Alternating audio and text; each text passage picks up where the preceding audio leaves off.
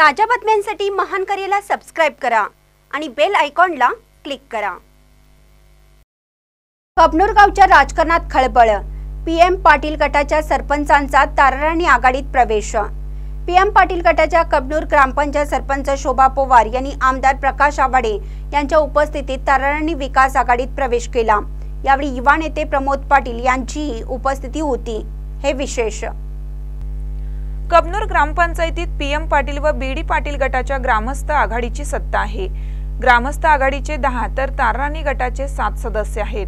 पण उपसरपंच निवडणुकीत सुधीर लिगाडे यांनी यंत्रणा लावत सत्ताधारी गटाला खिंडार पाडून 10 मतांनी विजयी झाले। यावेळी सरपंच पवार यांनी लिगाडे यांना मतदान केल्याचं जाहीर करून धक्का दिला होता। आज थेट ताराराणी गटात प्रवेश करून पुन्हा एकदा स्थानिक नेत्यांना धक्का दिला। सरपंच पवार यांना नेते काम करू देत नसल्याने त्यांनी प्रवेश केल्याचे आमदार आवाडे यांनी सांगितले। मागील 3 वर्षाच्या काळात एकही टेंडर स्थानिक पेपरला दिलं जात नव्हतं। नेत्यांच्या मनमानी कारभारामुळे ठराविक मर्जीतल्या कॉन्ट्रॅक्टरना काम दिलं जात होतं। यामुळे गावच्या विकास कामावर परिणाम झाला होता। त्यामुळे ग्रामस्थही नाराज होते। जल जीवन योजनेच्या माध्यमातून आवाडेंना शह देण्याचा प्रयत्नही झाला होता, मात्र आवाडे यांनी थेट सरपंचांना ताराराणी आघाडीत घेतल्याने एकमेव कबनूर ग्रामपंचायतीवर असलेल्या पीएम पाटील गटाच्या सत्ता स्थापनाला सुरुंग लागला आहे। त्यामुळे गावच्या राजकारणात खळबळ उडाली आहे।